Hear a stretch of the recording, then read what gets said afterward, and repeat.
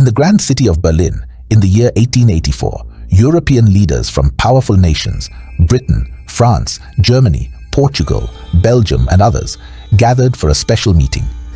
They sat around a long table, looking at a giant map of Africa. But they didn't invite any African rulers to this meeting. They were not interested in African voices.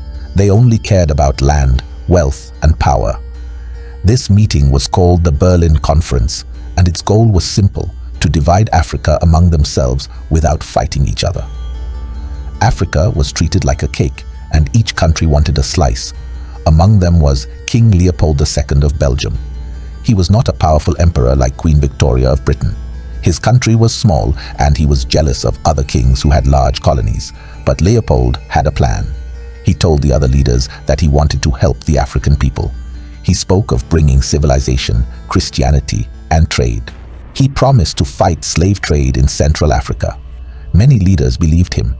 They gave him the huge area called the Congo Basin, over 2 million square kilometers. They agreed it would be called the Congo Free State, a place open to all nations. But what they didn't know or chose to ignore was that King Leopold II was lying. He would not rule the Congo to help its people. He would rule it to enrich himself. In 1885, the Congo Free State was officially under King Leopold's rule, but not under Belgium's rule. It was his personal property. He sent explorers, soldiers, and businessmen to the Congo. The leader of these men was Henry Morton Stanley, the explorer who had mapped the Congo River. Stanley helped to build roads, trading posts, and a secret army to protect Leopold's interests. The king appointed white men to be district commissioners and rubber agents. Their job was simple: collect as much rubber and ivory as possible. Rubber was now very valuable in Europe and America.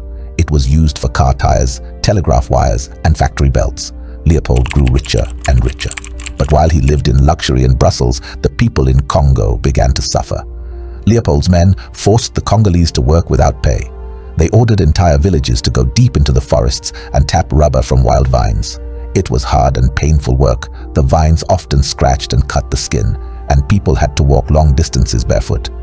Every man was given a quota, a certain amount of rubber to bring each week. If they failed, they were beaten. If they resisted, their villages were burned. If they ran away, their families were punished. To make sure soldiers were not wasting bullets, Leopold's army, the Force Publique, was told to cut off the right hand of every person they shot. These hands were counted and brought back to camp as proof. Sometimes, soldiers cut off hands without killing, just to meet their targets. In one small village, a man named Nsala returned from the forest with no rubber. In return, the soldiers killed his wife and daughter. They cut off his daughter's hand and foot and threw her body away. A photograph was taken of Nsala looking at those tiny body parts. The image would later become evidence of Leopold's crimes. The Congo Free State had become a land of fear, silence, and blood. Missionaries who came to teach and preach were shocked by what they saw. But if they spoke out, they were forced to leave. Leopold kept strict control over the press. He paid writers in Europe to say good things about him. Children were taken from their families to be raised by the church, separated from their culture and language. Men were used as porters, carrying rubber and ivory on their backs across hundreds of miles. Women were held as hostages until their husbands returned with rubber. Entire villages disappeared. People fled into the forest to escape, but the Force Publique followed them, burning down huts and crops. One Belgian officer was quoted saying, "We stand here in the name of civilization, but we rule by terror." Far away in Europe and America, some brave people began to learn the truth. In 1890, an African-American journalist and minister named George Washington Williams traveled to the Congo. He had believed Leopold's lies, but when he arrived, he was horrified. He wrote an open letter to King Leopold, calling what he saw a crime against humanity. Later, a British diplomat named Roger Casement also visited the Congo.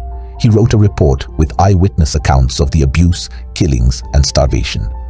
This report shocked many people in Britain. A young shipping clerk named E.D. Morel, who worked in Liverpool, noticed something strange. Ships going to the Congo carried only guns, bullets, and chains, not goods. But the ships returning were full of rubber and ivory. He realized that this was not trade. It was slavery. Morel started the Congo Reform Association, the first major human rights movement of the 20th century. He gave speeches, printed newspapers, and showed photographs of mutilated children. Writers like Mark Twain and Arthur Conan Doyle joined the protest. The world began to listen. By 1908, the pressure was too much. Under international shame and public protests, the Belgian government forced Leopold to give up control of the Congo Free State. It was taken from him and turned into a Belgian colony, now ruled by a parliament instead of a single man. When the government investigated, they found that Leopold had stolen millions of francs from Congo's resources. He had built grand palaces and monuments with that money. But when he died in 1909, no one wept. People in Belgium even booed as his funeral carriage passed. The damage, however, had been done. An entire generation of Congolese had been lost. The population of the Congo was cut nearly in half, from an estimated 20 million to around 10 million. Families were destroyed. Cultures were broken. Fear had become part of everyday life. Even after Belgium took control, the wounds of Leopold's rule did not heal easily. The new rulers still used forced labor and exploitation, though with fewer killings. But the psychological and emotional scars remained. Years later, the Congo would fight for independence, but the shadow of colonization would continue to affect its politics, economy, and society. Today, the story of the Congo Free State is taught as one of the darkest chapters in African history. Statues of King Leopold have been pulled down in protest, but many people around the world still do not know the full story. It is important to remember what happened, to honor the lives that were lost, and to make sure history does not repeat itself. The Congo is still a rich land, but its people now fight not just for survival, but for justice, dignity, and peace.